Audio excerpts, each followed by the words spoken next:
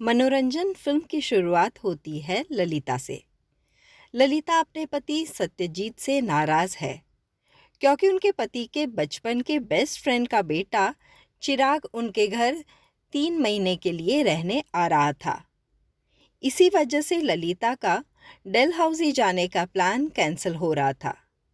ललिता ने bag pack कर सारी तैयारी कर ली थी, लेकिन चिराग के आने की वजह से लास्ट मोमेंट पर सारा प्लान कैंसिल हुआ। दूसरे दिन चिराग ललिता के घर आता है। पहले तो ललिता चिराग को पहचानने से मना कर देती है, लेकिन जैसे ही चिराग अपने पापा को फ़ोन लगाता है तो ललिता हंस देती है कि वो मजाक कर रही थी। ललिता चिराग को घर में अंदर ले जाती है, जहां बैठकर वो पापड़ बना रही थी।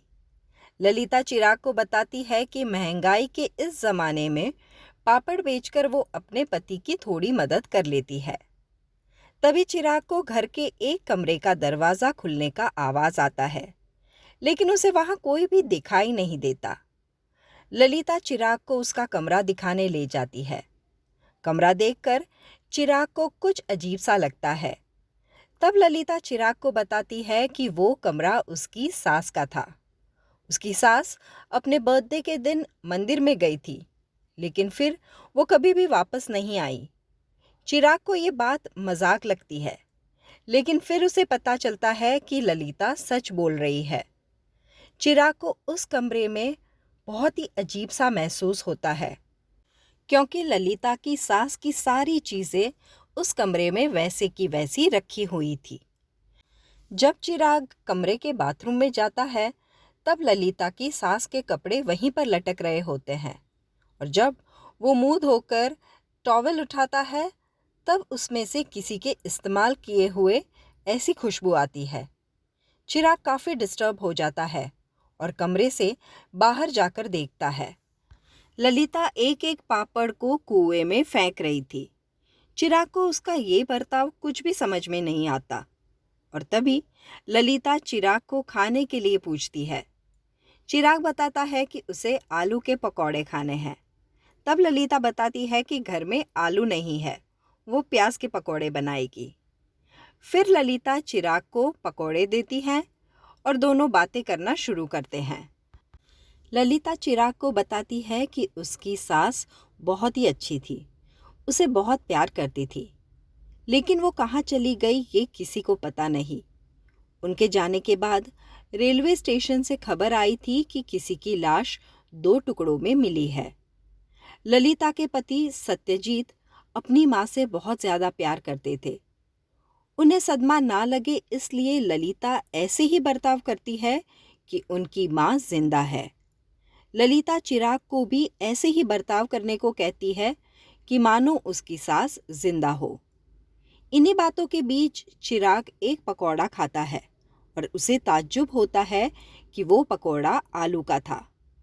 चिराग ये बात ललिता को बताता है, लेकिन वो बिल्कुल भी ध्यान ही नहीं देती। अचानक ललिता कहती है कि किसी का फ़ोन आया है। चिराग ने किसी भी फ़ोन रिंग की आवाज़ सुनी ही नहीं थी। ललिता अपने पति से फ़ोन पर बात करती है। चिराग को ललिता का ऐसा बर्ताव बहुत ही ज़्यादा अजीब सा लगता है। ऊपर से उसे वो घर भी काफ़ी भूतिया लगता है और वो परेशान हो जाता है। तभी ललिता के पति सत्यजीत घर आते हैं। वो घर पर आकर ही ललिता को पूछते हैं कि सुबह से उसने उन्हें एक भी बार फ़ोन क्यों नहीं किया। चिराग ये बात सुनकर चौंक जाता है, क्योंकि उसने थोड़ी देर पहले ही ललिता को अपने पति के साथ फ़ोन पर बात करते हुए देखा था। सत्यजीत चिराग को देखकर बहुत ज़्यादा खुश हो जाते हैं और उसका हाल चाल पूछकर उसे बताते हैं कि अब वो बहुत खुश हैं कि घर में कुछ दिनों के लिए हलचल रहेगी। फिर वो चिराग को बताते हैं कि उनके दोनों बच्चे बॉल खेलते खेलते रेल की पटरी के पास चले गए और उनकी आंखों के सामने ही दोनों बच्चे चले गए। चिराग ये बात सुनकर बहुत ज़्यादा कंफ्यूज हो जाता है, क्योंकि उसे पता नहीं चलता कि वो किसकी बात का यकीन करे, सत्यजीत या ललिता। और अचानक सत्यजीत सारी बातों को छोड़कर ललिता को केक देकर कहते हैं कि आज उनकी माँ का बर्थडे है और वो कहाँ पर है? ललिता बताती है कि माँ थोड़ी ही देर में आती होंगी। अब चिराग को और ही अजीब सा लगता है। उसे पता ही नहीं चलता कि ललिता अजीब है या उसके पति। तभी सत्यजीत चिराग को कहते हैं कि वो उनकी माँ की कमरे में देखकर जाकर देखे कि माँ वापस लौट आई हैं कि नहीं। चिराग जब उस कमरे में जाता है तब उसे ऐसा लगता है मानो कोई बाथरूम में है। घबराता हुआ चिराग जैसे ही बाथरूम के दरवाजे से झांकता है तब उसे ललिता की सास का भूत वहां दिखाई देता है। चिराग जोर से चीखकर अपना सामान लेकर वहां से भाग जाता है। ललिता, उसकी सास और सत्यजीत चिराग को भागता हुआ देखकर समझ नहीं पाते कि आखिर उसे क्या हुआ। फिर तीनों मिलकर माँ जी का बर्थडे सेलिब्रेट कर कर केक काटते हैं। चिराग के जाने के बाद ललिता वापस अपना बैग भरना शुरू करती है और वो अपने 2 बच्चों की तस्वीर निकालकर खूब रहस्य तरीके से हंसती है। तो ये थी थ्रिलर मूवी मनोरंजन की कहानी। ऐसी ही नई पुरानी हिंदी मूवीज़ की कहानियों के लिए please do subscribe to my channel popcorn time with Vandana. धन्यवाद।